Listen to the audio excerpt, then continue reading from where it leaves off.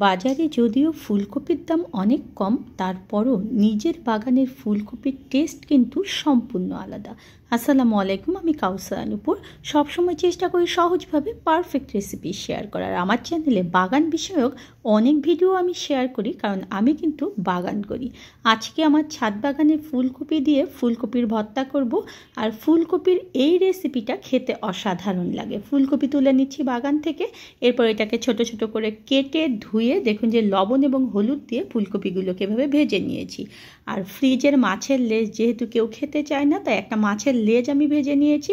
আমি কিছু শুকনো মরিচ, কাঁচামরিচ ভেজে নিয়েছি, রসুন ভেজে নিয়েছি, আর পেঁয়াজ ভেজে নিয়েছি। ফার্স্ট এই যে লেজটা, এই লেজটা থেকে কাটা বেছে নিতে হবে আমাদের।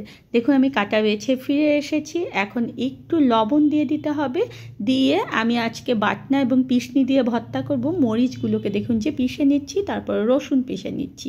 আর এভাবে বাটনা দিয়ে ভর্তা করলে কিন্তু ভর্তা খেতে খুবই ভালো লাগে এবং ভর্তা করাটা খুবই সহজ হয়ে যায়।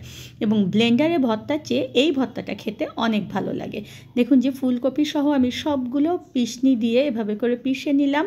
এখন মাছগুলো এবং পেঁয়াজগুলো দিয়ে আমি ভালো মতো পিষে নিয়েছি। এখন একটু সরিষার তেল দিয়ে মেখে নিচ্ছি। এই অবস্থায় আপনারা দেখে নেবেন যে আর লবণ লাগবে কিনা।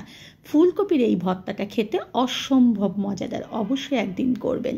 আর গরম ভাত আর এই ফুলকপির ভর্তা হলে আর কিন্তু কিচ্ছু লাগবে না। আর আজকে আমি ফুলকপির শাক রান্না করেছি। ফুলকপির শাক আলু দিয়ে ভাজি খেতেও কিন্তু খুবই মজা। আর যেহেতু এটা আমার নিজের ছাদ বাগানের ফুলকপির শাক, তাই এটা খেতে আরও মজা, কারণ এখানে কোনো রকম সার নেই, কোনো রকম কীটনাশক নেই। গরম ভাত দিয়ে আজকে এটা খাবো। ধন্যবাদ সবাইকে আমার সঙ্গে থাকার জন্য। যারা চ্যানেল থেকে দেখছেন প্লিজ চ্যানেলটা সাবস্ক্রাইব করবেন, যারা পেজ থেকে দেখছেন পেজে একটা লাইক এবং ফলো দিয়ে রাখবেন।